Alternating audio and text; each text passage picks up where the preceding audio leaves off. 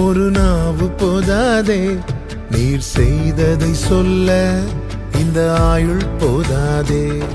உன் நீதியை சொல்ல ஒரு நாவு போதாதே, நீர் செய்ததை சொல்ல இந்த ஆயுள் போதாதே.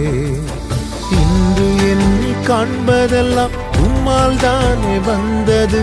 இயேசு கிறிஸ்துவின் இனிய நாமத்தினாலே உங்களுக்கு என் அன்பின் வாழ்த்துக்கள். இந்த நல்ல நாளை காண செய்த தேவனுக்கு ஸ்தோத்திரம் உண்டாவதாக. கர்த்தருடைய கிருபை உங்கள் அனைவரையும் சூழ்ந்து கொள்வதாக. வெளிப்படுத்தின விசேஷம் 2வது அதிகாரம் 4வது வசனம் 5வது வசனத்தின் முதற் பகுதியை வாசிக்கிறேன். ஆனாலும் நீ ஆதியில் கொண்டிருந்த அன்பை விட்டாய் என்று உன் பேரில் எனக்கு குறை உண்டு. ஆகையால் நீ இன்ன நிலைமையிலிருந்து விழுந்தாய் என்பதை நினைத்து மனம் திரும்பி ஆதியில் செய்த கிரியைகளை செய்வாயாக. கர்த்தருடைய பரிசுத்த நாமம் மகிமைப்படுவதாக. பத்மதீவிலே யோவானுக்கு கர்த்தர் அநேக காரியங்களை வெளிப்படுத்துகிறார். அதுல பிரதானமாக சபைகளை காண்பிக்கிறார். சபைகளின் நடுவிலே கர்த்தர் உலாவுகிறதை காண்பிக்கிறார். சபைகளை குறித்த தேவனுடைய பாரம், தேவனுடைய எச்சரிப்பு, தேவன் கொடுக்க சொல்லுகிற செய்திகள், இவைகளை கர்த்தர் யோவானிடத்திலே காண்பித்து எழுத வைக்கிறார். அப்படி எழுதி கொடுக்கப்பட்ட வெளிப்படுத்தின விசேஷம் இது.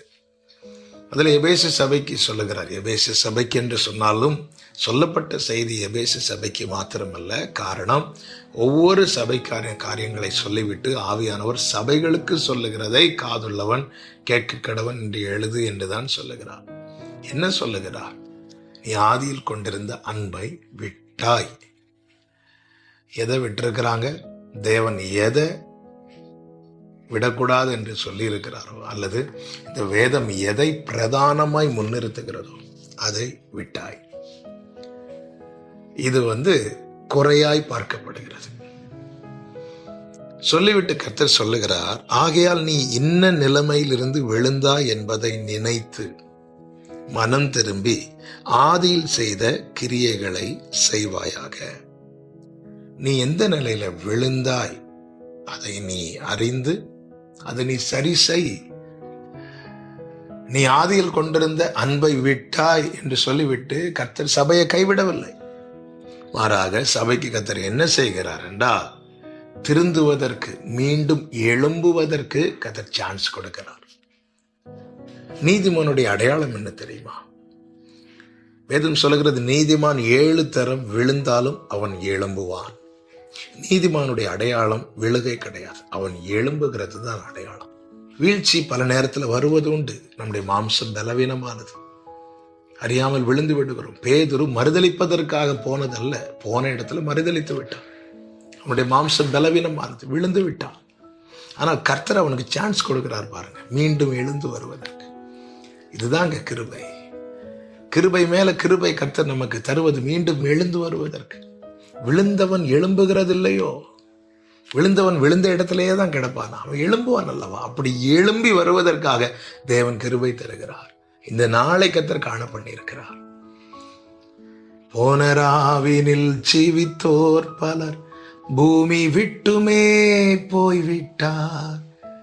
என்றாலும் நமக்கிந்த நாளையும் தந்த நேசரை துதிப்போ. கடந்து வந்த காலத்தை திரும்பி பாருங்கள், எந்த இடத்துல விழுந்து கிடக்கிறோம்?